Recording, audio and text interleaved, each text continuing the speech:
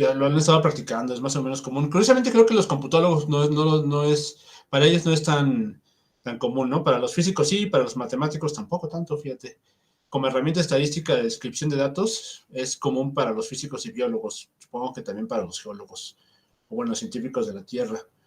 Pero aparte de eso, o sea, como que esas herramientas son muy estándar y muy conocidas, muy revisadas en muchos lados, en muchos cursos, y no necesariamente estas. Entonces, nos habíamos quedado en la regresión logística, ¿no? Habíamos dicho que hacía muy bien esto de, bueno, que con ese método podíamos seleccionar entre dos clases. Ahora, eso es lo que hace de regresión logística. Y hicimos una pausa porque ayer les hablé de PSA, que no es que no venga mal, va a ser fundamental y vamos a hablar de ello para hacer análisis de expresión. Es una herramienta, igual y tú ya la ubicas, o bueno, como biólogos es muy común que la tengan, que ya la hayan conocido, pero pues también inevitablemente se ocupa para hacer análisis de estos microchips, ¿qué tal? Se me fue el nombre, bueno, RNA-seq, ¿no? De expresión génica, ¿no? Y RNA-seq es la última versión, se me fue, ¿cómo se llaman? ¿De transcriptómica o de...? Sí, en general todo ¿cómo se llaman estos pocitos donde ponemos sondas de a probar para ver la expresión de genes? Microarreglos, perdona, se me fue el nombre horrible. El caso es que ya que tenemos esa matriz de datos, la que obtenemos a partir de microarreglos, RNA-seq o cualquier forma matricial de estadística multivariada, pues PSA es una herramienta muy noble para eso, ¿no? Está muy bueno, pues, porque estas poquitas herramientas son fundamentales, o sea, entre regresión, las dos regresiones, PSA, K-means, pues ya podrían hacerlo. Ya eso entero es curioso, porque esa es la base en muchos de los cursos de ciencia de Machine Learning o ciencia de datos, es la base. O sea, de hecho, muchos cursos de los que venden Udemy y esos tipos de cursos, pues como que se concentran en esos algoritmos, ¿sabes? No hay mucho más que ver. Creo que ofrecen una generalidad bien robusta sobre lo que consideramos que algoritmos para que una máquina aprenda. Bueno, pero entonces quería darles una alternativa, o sea, no nada más eso, sino incluso para hacer análisis de expresión génica, pues también vamos a ocupar el SOM, que es otra red neuronal, y entonces se las quiero presentar ahorita. Bueno, entre hoy y mañana creo que podemos, y también les voy a dejar algún ejercicio con esta para que pues, por lo menos la puedan practicar y me puedan incluso decir algunas de las dudas que les salga con redes de neuronas, incluidas las redes de neuronas convolucionales. Bien, no sé si conozcan XKCD. XKCD es un webcomic y bueno, lo que está puesto aquí es una caricatura sobre qué consideramos aprender, ¿no? El nombre lo tiene esta técnica lo tienen ahí en el nombre, ¿no? Aprendizaje de máquina. O sea que en esencia hasta parece oxímoron, ¿no? ¿Cómo es que una máquina va a aprender si no es consciente de ella misma? O sea, como que ¿qué involucra? ¿Se puede que una cosa no consciente aprenda? Pues habría que, pues justo la parte divertida de por qué entendemos para aprender. No me voy a detener muchísimo, solo quiero decir que estos algoritmos de redes de neuronas están basados muy por encima, muy al inicio, están basados en el funcionamiento, en lo que algunos investigadores entendieron que era el funcionamiento de las neuronas. No sé ningunos tantos, son claramente no soy yo quien para juzgar lo que tanto saben, pero lo que sí es importante decir es que son estos algoritmos inspirados, ¿no? O sea, igual que una película, cuando una película dice basado en hechos reales, que esto es todo lo que tiene que decir para decir que escucharon a alguien decir una historia sobre la cual basaron toda una historia de ficción. Bueno, pues lo mismo con redes de neuronas. Hay algunos principios básicos que sí se respetan, que se pueden mapear o entender en la neurociencia. Y pues justo aquí la parte interesante de esto es entender quiénes pueden aprender. Las hormiguitas son esos seres sociales. Sí, eso es importante. Pongo las hormiguitas porque incluso hay modelos de la conciencia basados en hormigas bien interesantes y no está de más verlo, ¿no? O sea, el cerebro aprende, al igual que el cerebro, las hormiguitas son muchas entidades, muchas más de 1000, y todas con alguna tarea, ¿no? Y aparte todas son, en ese sentido, unidades sencillas, como con el entrecomillado súper genérico que, perdón por los guantes, pero es que aquí está haciendo mucho frío, con el entrecomillado de que por sencillo entendemos que es una entidad que hace muy pocas tareas, ¿no? Y lo más interesante es que el conjunto, el cerebro o el hormiguero entero, llevan a cabo tareas mucho más sofisticadas que una hormiga sola o un pequeño conjunto de hormigas no podría hacer, ¿no? O sea, incluso hay funciones que no podrían derivarse directamente de las hormigas por sí solas. Entonces, eso es importante en términos que aprender parece que depende de que haya unidades constituyentes, ensambladas, que en su conjunto ayuden a la entidad global a llevar a cabo más funciones, ¿no? Este esquema me parece fundamental en términos de que los agentes requieren alguna representación interna y algún conjunto de reglas, ¿no? Una representación interna que les permita evaluar lo que van a hacer o lo que hicieron. Eso que al final, pues, justo en ese proceso hay un proceso de análisis y eso implica un proceso de corrección, ¿no? Es algo que estas entidades pueden hacer. Uno de los problemas típicos que se presentan en ciencia de datos, bueno, en Machine Learning es ¿por qué requeriríamos? O sea, ¿cuál es el esquema de Machine Learning? Lo que hacemos con la logística o con esta necesidad de aprender de los datos de forma estadística es porque si quisiéramos reconocer a todos los dígitos escritos, mira, o sea, ahí pueden ver todos la variedad de diferentes dígitos. Entonces, aun cuando estos cuadritos los podamos normalizar y llevar a un tamaño de 28 por 28, es decir, ya tendríamos ahí más o menos acotado nuestro espacio de búsqueda, ¿no? Son 28 por 28, 28 por 28 píxeles. ¿Eso cuánto nos da? ¿Cómo me salté tantas diapositivas? 28 por 28 es... 784. Muchas gracias. 784 posibles, o sea, son 784, un vector de 784, ¿no? Cada uno de ellos con diferente intensidad de color. Son 256 posibles, pues justo lo que nos da son,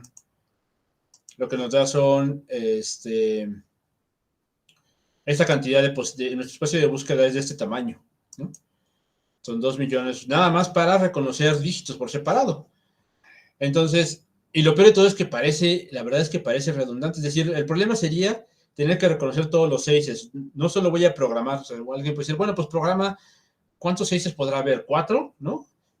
Y el punto es, pues yo entiendo que, yo sé que lo que dices es que hay, si 4 de estos, más o menos todos se parecen y es cosa de programar como que un patrón de línea que baja y luego una bolita por acá, pero el problema es que las posibilidades son demasiadas en términos de que la gente escribe, pues escribimos, ¿no? Entre ellos horrible, muy variado, muy feo y variamos la intensidad, incluso una misma persona puede variar su estilo o la intensidad con la que escribe en un papelito en las pantallas y eso ya haría que un programa, o sea, como que requerimos generalizar lo que estamos entendiendo por 6, por 5, por 3 o por 2.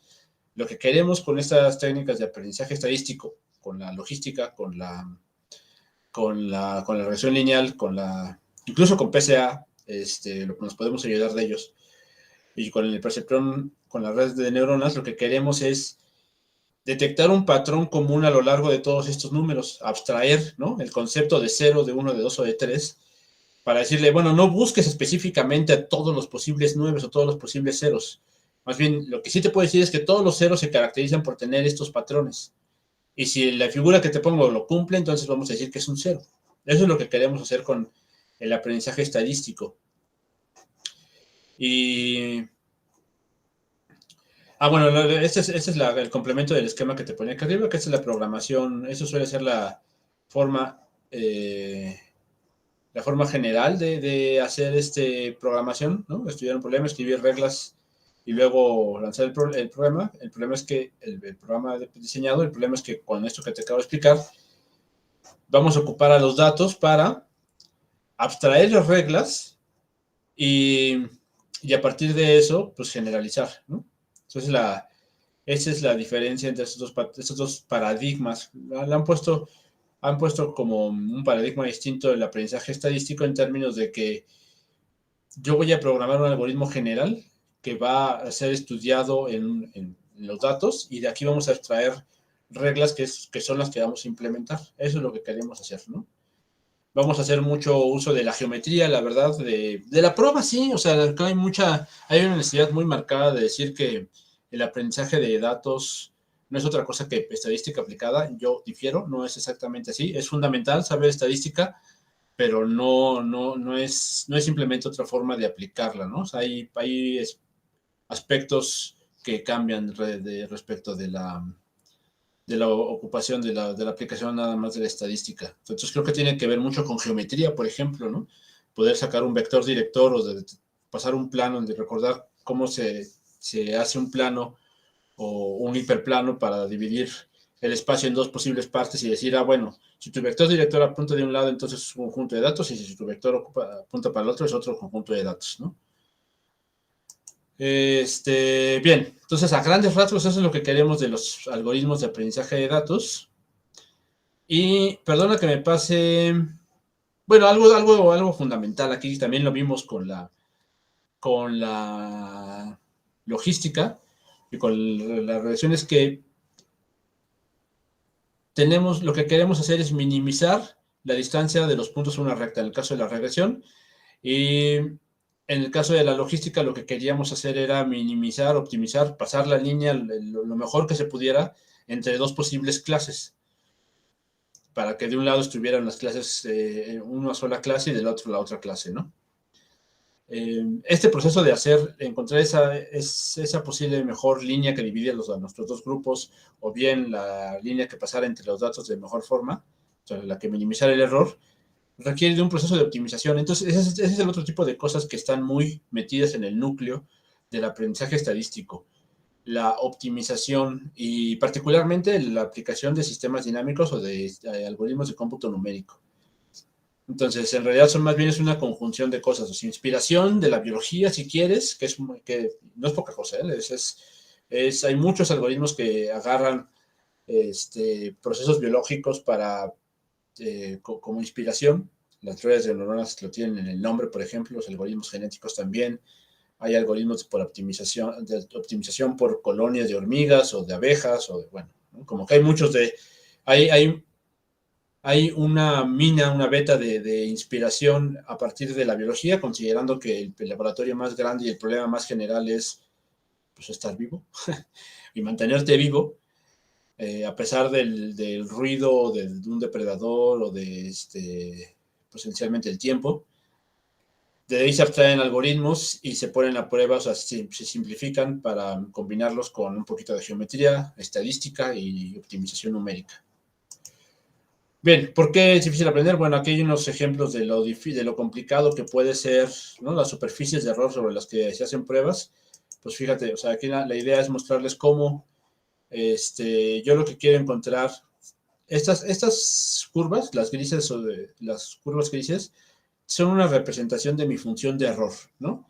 Por ejemplo, yo quisiera que mi algoritmo tuviera el menor error, es decir, yo quisiera que estuviera aquí en este punto, pero el paisaje tiene esta forma. Entonces, es fácil como llegar a este valle, que si bien optimizó o minimizó mi error, pues perdimos de vista este otro, ¿no?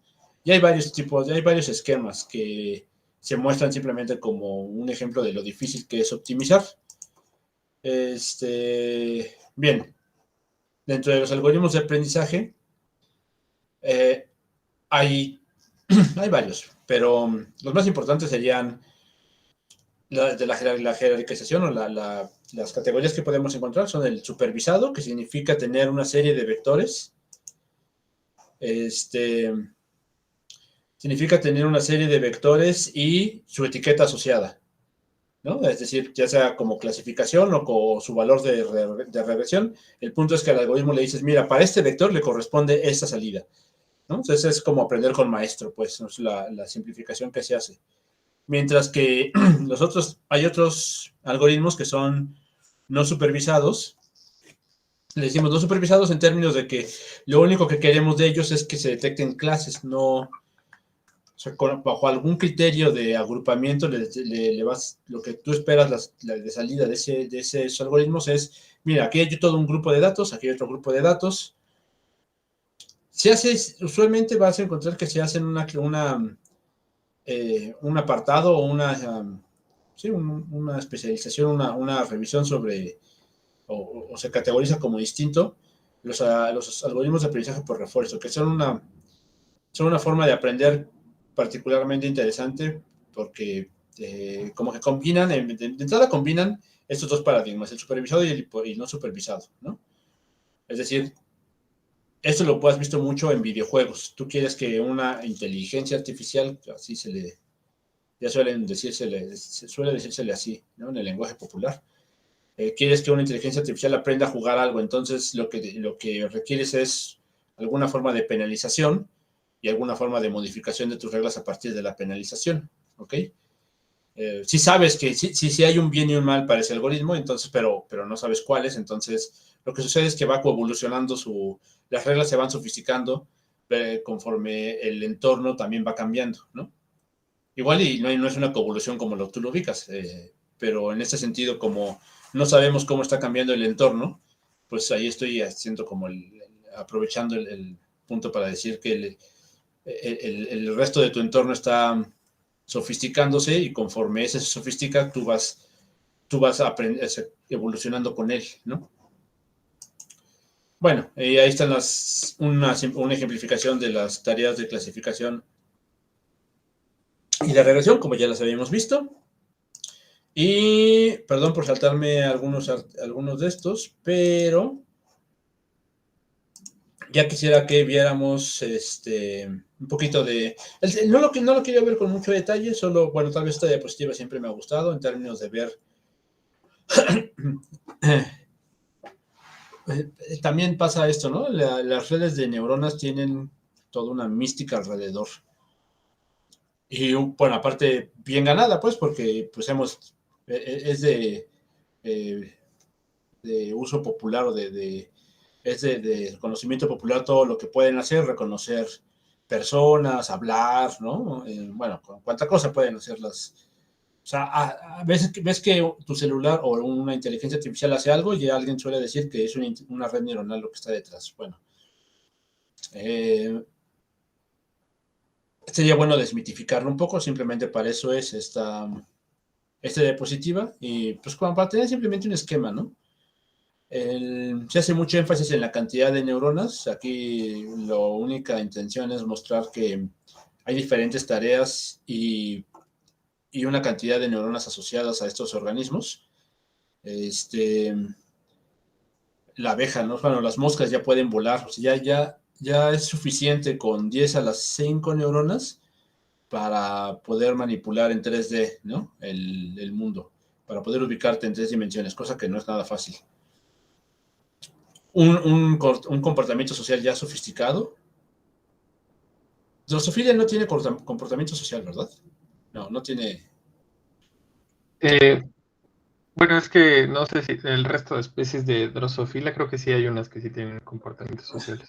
Mira. Justo por eso también es la intención, ¿no? La abeja, pues tiene todo un lenguajillo y tiene una jerarquía y estructura social bien interesantes, y pues con esos ya son 10 a las 6 neuronas, ¿no? El perrito tiene 10 a la 8, eso ya lo revisé, son 10 a la 9. Y también algo importante es que no es nada más la cantidad de neuronas, sino la cantidad de sinapsis, ¿no? El pulpo también por ahí anda. Vaya, para no caer simplemente en esta fetiche alrededor de que la neurona sino algo importante de lo que vamos a hacer, de lo que se hace mucho en el trabajo de cómputo neuronal, es más bien conectarlas. Y tú no decides cómo conectarlas, pero la parte importante, cuando transferimos el conocimiento de una red neuronal a otra, lo que hacemos es que nos llevamos los pesos, las sinapsis entre las neuronas, mientras que las neuronas solo llevan a cabo una función predefinida, ¿no? Se puede empaquetar en una serie de líneas de texto, mientras que encontrar los pesos es todo otro reto. Entonces, eso es lo importante sobre el cómputo neuronal, ¿no? Y aquí no he encontrado los valores de sinapsis para todos los demás organismos, pero bueno, pues ahí anda. Justo 10 a las 7 sinapsis tiene la mosca, El Beckus tiene, el ser humano tiene 10 a la 14, ¿no? Me gustaría mucho encontrar la del elefante y la de la ballena, o alguno de ellos por lo menos. Y bueno, aquí nada más hay estas diapositivas suelen ser para decir que todavía ignoramos mucho el cerebro. Este ejemplo me gusta mucho porque es el CAT scan, la tomografía axial computarizada de una chica que a sus 20 años llegó con dolores de cabeza, no se le iban y justo lo que encontraron es que, o lo que no encontraron fue su cerebelo, ¿no? Cosa que pues, creo que todo el mundo ubica que es fundamental para vivir, ¿no? Es decir, si tienes una lesión en el cerebelo, pues básicamente es buenas noches, ya gracias por participar. Y esta chica, o más bien su cerebro, encontró cómo subsanar las funciones del cerebelo alrededor de seguramente en estas capas del, bueno, a todo lo largo del cerebro, ¿no? En fin, hay mucho que decir sobre las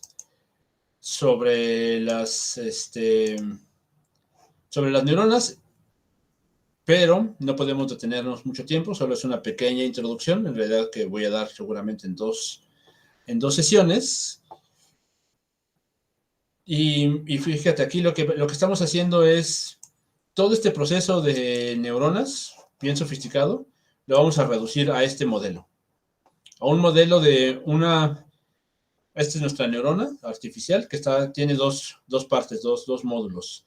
La parte de integración y la activación, ¿no? Esta función de activación es una función no lineal.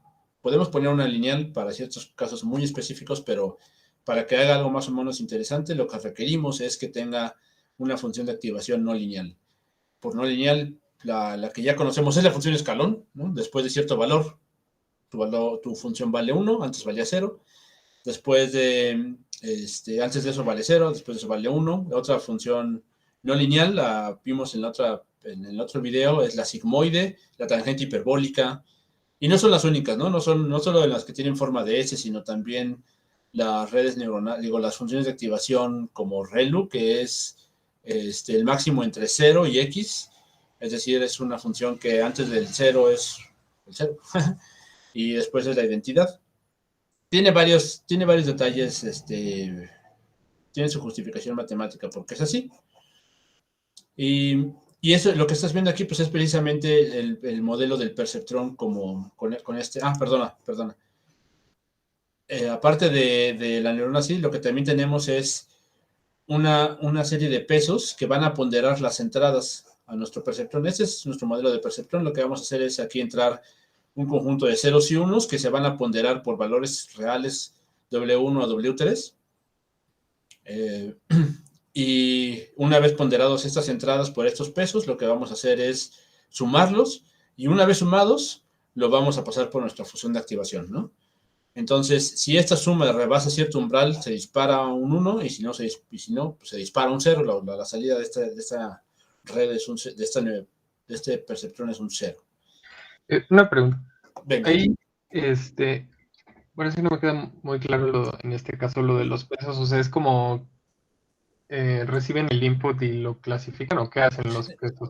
Los pesos de entrada es un conjunto, es un vector, ¿no? Tú vas a encontrar en este caso 3 reales que te van a ayudar ahorita vemos cómo funcionan, pero la parte importante es que lo que van a hacer es ponderar el 0 y el 1. Por ejemplo, si la observación 1 es muy importante, entonces W1 no solo va a ser positivo, muy probablemente va a ser mayor a 1, es decir, como para enfatizar la entrada I1. Si W2 se contrapone a lo que viene en I1, o sea, aquí después de mucha experimentación y muchos datos y con algún oráculo, ¿no? Aquí todavía no vemos cómo encontrar eso, pero el punto es que alguien le dice a los pesos, no, mira, ya analizamos los datos y vimos que para que I1, o sea, para que el perceptrón obtenga o se ajuste a lo que le están dando como ejemplo de este otro lado, aquí le vamos a poner los ejemplos. Debería ponerte más bien.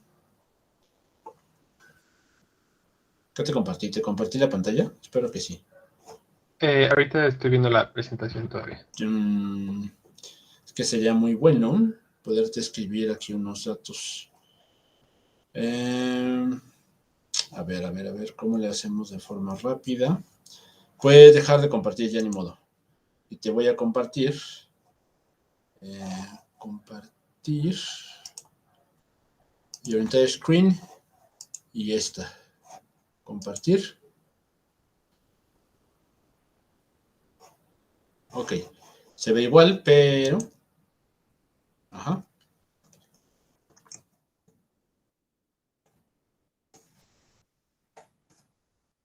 Lo digo por eso, o sea, vas a recibir, para esos 3 datos vas a recibir un 0.8, para otro dato vas a recibir 2, bueno, pero ahorita asumamos valores binarios. No tiene por qué ser así, pero asumamos valores binarios. 0.1 o cercanos entre 0 y 1, ¿no? No binarios, sino más bien entre 0 y 1. Y aquí menos, digo, perdón, 0.9.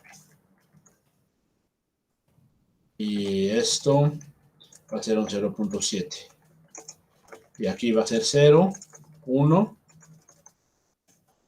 0. Y en este caso tenemos un 0. Y en este caso un 0.5, 0.5, 0. Y para este caso obtenemos un 0.5. El punto es que lo digo porque vamos a entrenar nuestro perceptrón con una serie de datos como estos. Con una matriz de datos bastante más grande que esto, pero por lo pronto estos tendrán que servir. En los que decimos, mira, el primer ejemplo tiene asociado un 0.8, ¿no? Entonces aprende y imagina que varios vectores son de este tipo, ¿no? Por este tipo, pequeñas variaciones alrededor de esto, ¿no? Incluso podemos hacer otro. 1 con 0, con 0, y esto es 0.9. Y después algunos otros vectores serán así, como este otro. 0, 0.9, 0, y esto es un 0.1. Lo que quiero decir con encontrar esos pesos es que yo requiero algún algoritmo que le diga al perceptrón, fíjate cómo es que cuando el 1 viene activado, entonces este valor sí es grande. Cuando el 1 viene activado, este valor es grande, pero si esto empieza a tomar valores más grandes, entonces empieza a disminuir. Como que hay una inhibición, ¿no? O sea, como que esta entrada está inhibiendo a la salida de este, o la actividad de este. Si tienes un 1 total, un 1 y un 0 aquí, entonces te obtenemos un 0, un 0.9 te obtiene un punto 1. Pues aquí el punto es que la parte divertida, la parte como muy interesante alrededor de todos los algoritmos de aprendizaje estadístico es que entre tus datos y tus vectores asociados hay alguna relación funcional que no es obvia. Y tú quisieras que al menos estadísticamente se infiriera esa relación funcional. O sea, que a partir de utilizando la estadística, tú le digas de aquí en adelante, bueno, ya que te aprendiste o ya que inferiste qué es lo que sale de esto, pues dime qué sale cuando yo meto este valor a mi clasificador automático. A partir de los ejemplos que ya viste. ¿Sí, más o menos respondí tu pregunta? ¿O todavía no? Sí, y entonces esos valores que están a la derecha, o sea, digamos que se ingresan manualmente o esos también surgen de No, otro proceso. este es tu dataset, sí, tienes razón. Esto es una buena pregunta en términos de que así vienen tus datos. Esos son tus vectores asociados y tus respuestas asociadas. Son tus lecturas. Tú tienes estas variables de control y esta es la medida asociada a ellos, ¿no? Tú vas a tomar esas lecturas. Tú configuras, tú confeccionas, compones este conjunto de datos.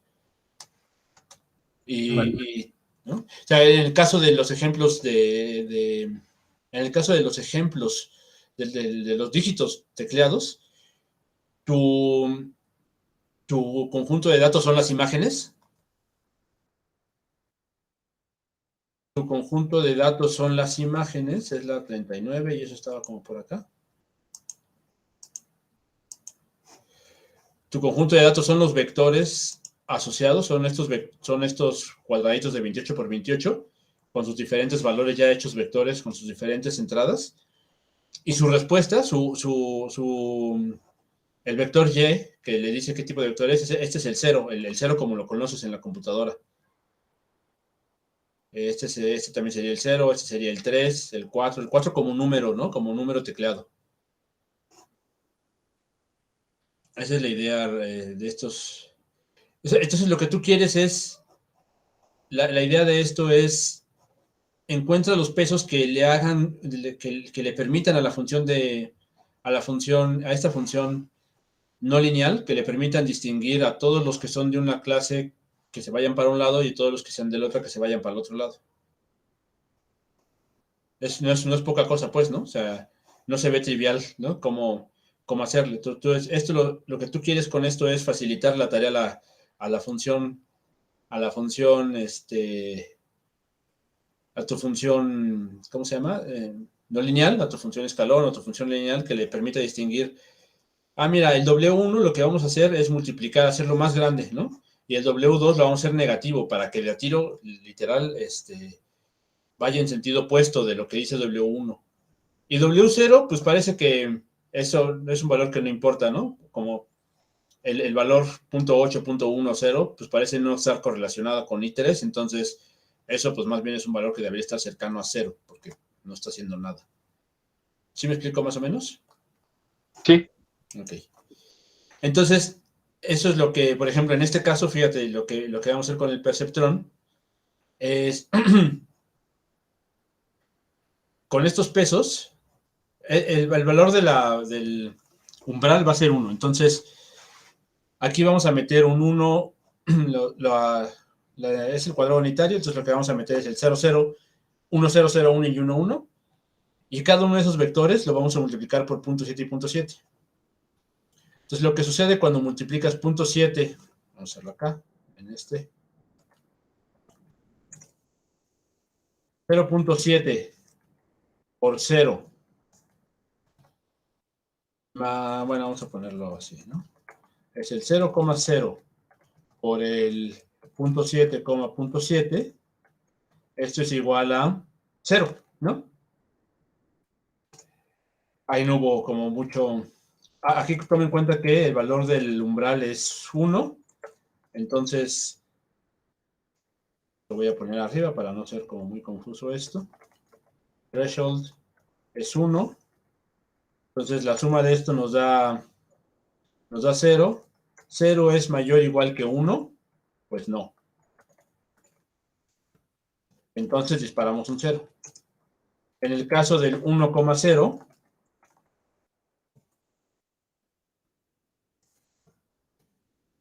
esos son los pesos. Lo que sale después de que multiplicamos todo es un .7 más 0. Entonces eso es .7. .7 es mayor o igual a 1, pues tampoco. Entonces se dispara un 0. No voy a hacer la otra, el 0,1, porque es igual. O sea, va a salir lo mismo. También dispara un 0. Y el 1,1, ese sí lo voy a hacer, porque ese lo que dispara es...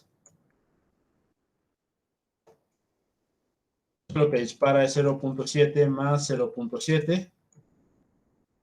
1.4, eso es mayor o igual a 1, sí. Entonces, eso dispara un 1. Pues tenemos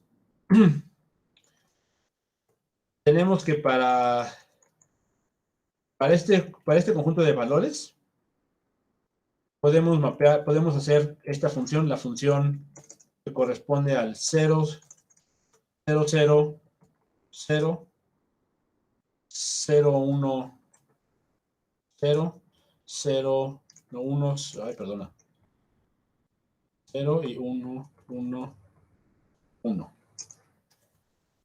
Esto es el AND lógico. Si los pesos son 1.4, entonces, aquí lo que obtenemos es